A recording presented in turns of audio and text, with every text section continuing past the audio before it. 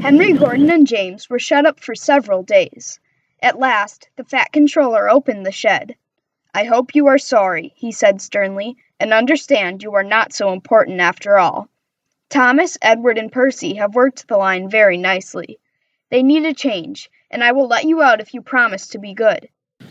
"Yes, sir," said the 3 engines. "We will." "That's right, but please remember that this no shunting nonsense must stop." He told Edward, Thomas, and Percy that they could go and play on the branch line for a few days. They ran off happily and found Annie and Clarabelle at the junction. The 2 coaches were so pleased to see Thomas again, and he took them for a run at once. Edward and Percy played with trucks. "Stop, stop, stop!" screamed the trucks as they were pushed into their proper sidings. But the 2 engines laughed and went on shunting till the trucks were tidily arranged. Next, Edward took some empty trucks to the quarry, and Percy was left alone. Percy didn't mind that a bit. He liked watching trains and being cheeky to the engines. "Hurry, hurry, hurry," he would call to them. Gordon, Henry, and James got very cross. After a while, he took some trucks over the main line to another siding. When they were tidy, he ran onto the main line again and waited for the signalman to set the points so that he could cross back to the yard. Edward had warned Percy, "Be careful on the main line. Whistle to tell the signalman you are there."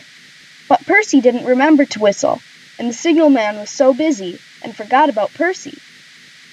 Bells rang in the signal box. The man answered, saying the line was clear, and set the signals for the next train. Percy waited and waited. The points were still against him. He looked along the main line. "Beep, beep!" he whistled in horror, for rushing straight towards him was Gordon with the express.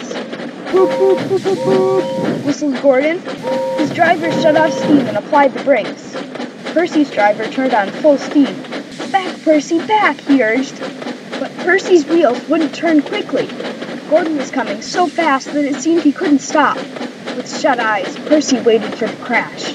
His driver and fireman jumped out. "Oh," groaned Gordon, "get out of my way!" Percy opened his eyes. Gordon had stopped with Percy's buffers a few inches from his own. But Percy had begun to move. "I won't stay here! I'll run away!" he puffed. He was soon clear of the station and running as fast as he could.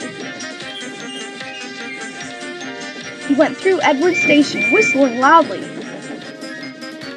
and was so frightened that he ran right up Gordon's hill without stopping. He was tired then and wanted to stop, but he couldn't. He had no driver to shut off steam and to apply the brakes. "I shall have to run till my wheels wear out," he thought sadly. "Oh dear, oh dear."